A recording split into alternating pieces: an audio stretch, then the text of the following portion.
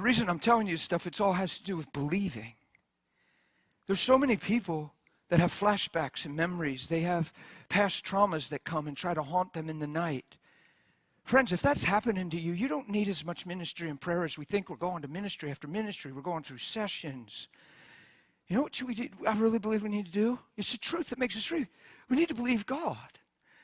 And you could be in your bedroom and this feeling of this time and this thing in your life tries to come over you and make you cry and sweat and feel ooky. And man, you need to just sit up in bed right in the middle of that thing trying to come over you and say, Father, I thank you. You've changed my life forever. Like, God, I thank you. I'm a brand new creature. God, your love for me is undeniable because Christ was crucified and hung on the cross. God, I know there was a time in my life I was touched wrong, and that season lasted 5 years. It's tried to eat my lunch, but in you I've been touched so right. New life has come. Those years have nothing to do with who I am laying here in this bed. And I thank you they can't haunt me, can't torment me. I'm not defiled. I'm not a used product. I am a woman of God. I'm a child of God. I'm a son of God. I am yours. And thank you for living. And all of a sudden this thing's coming to break you, and it runs the risk of making you if you're a believer. Come on, it's 2 Corinthians. It's 10. It's like verses 3-5. It's the weapon of your warfare. It's mighty in the breaking down of strongholds. The stronghold is a wrong belief.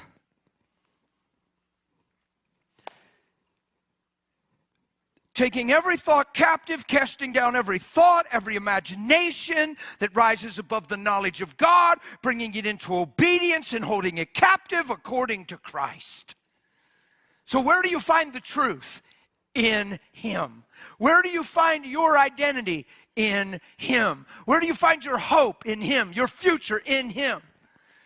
How do you get free from yesterday? In Him. A new day in Christ Jesus. Did you fail? Did you do wrong? Did you do the thing you knew you'd never do? You say, yeah. Okay, so it comes back to haunt you. 6 months goes by and it almost feels like you're living there. You're driving to work and you're remembering it and it feels like you just did it. Who's that ever happened to? Flashbacks and recollection and memory, and you just feel like you're getting over something, and all of a sudden you relive it or you dream it or you remember it in such a real way where it feels like it just happened. That's not an accident. That happens to people all the time. Who's ever just been doing okay and out of the blue, just weird stuff's going through your mind that you wish wasn't there and you don't know how it got there and you didn't conjure it, but it's there and it ain't going away. Anybody ever have this experience? Anybody be in the middle of worship? So see, we don't want to talk about this stuff, but anybody be in the middle of worship and all of a sudden find for the last 2 minutes they were over here thinking about something that was irrelevant and had nothing to do with the song and worship or God? And when you realize it, you go, yeah. Does that ever happen to anybody? But see, here's what the enemy would love you to do. Process that. Get analytical over that. Wow, we were in the presence of the Lord. This shouldn't have the ability to come through His presence, but the fact that it was in me, am I even in His presence? Is there something that deeply rooted in me that I'm living so unsanctified that this thing has access to me when I'm in a holy place? People do this stuff. I've pastored long enough to know they do this stuff. And they think this way.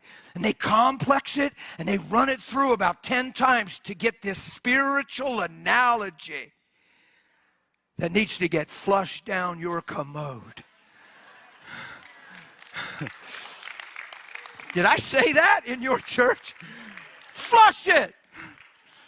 I'm not apologizing. It needs flushed. If you flew from Utah just for that, man, flush it.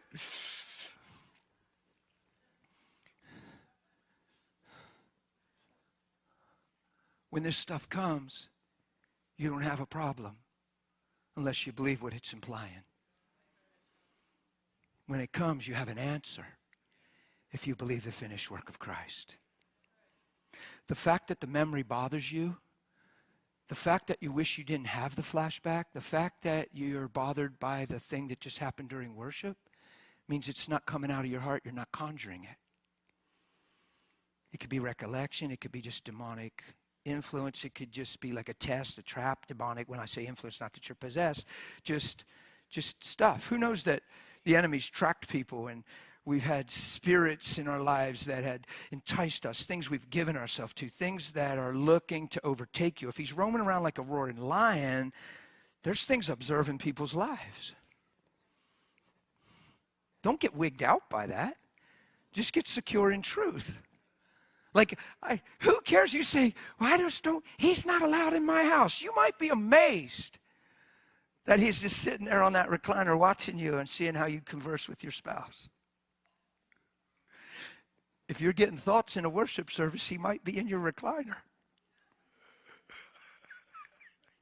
He walked into heaven in Job's story.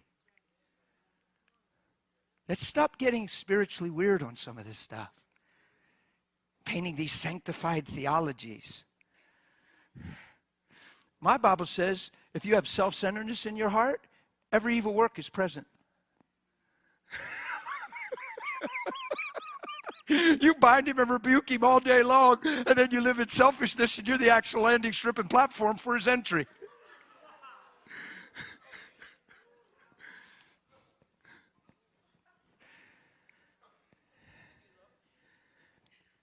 It's James chapter 3. It's Bible. It says it's where there's envy and self-seeking, every evil work is present. So you're praying for your spouse because you're hurt by your spouse. Not because you're hurting for your spouse, you're hurt by your spouse. And you just had a hoe-down, throw-down mouth battle with your spouse.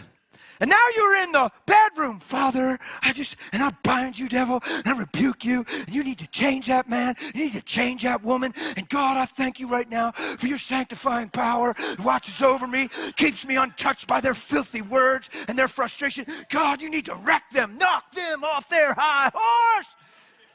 And you think you're praying. And hordes of evil things are going, whoa, this landing strip is wide open. They're just landing everywhere. And that's why it's so confusing, and that's why it's so frustrating, and that's why people, when nobody's looking, banging their head on the drywall, screaming and doing things they wouldn't do if people were watching. Oh, man. There's bitter envy and self-seeking. Every evil work is present. You can rebuke all day long. If you don't change your motive, you're the invite. And then because you are self-centered, you get deceived into this. God, why haven't you answered my prayer? I've been praying to you for months now. You ain't changed her. You ain't changed him. How come you're letting me go through all this hell? What did I do to deserve this? God, this ain't right. You need to change this person or I can't do it anymore. And now you're even mad at God because he ain't answering your prayer. Now he's a problem too. It's not just your spouse, it's God. Hello? At some point you got to go, duh. This has become all about me. Self-righteous and deceived. Don't know how to love her, don't know how to love him, and don't know how to love him. Ooh, are we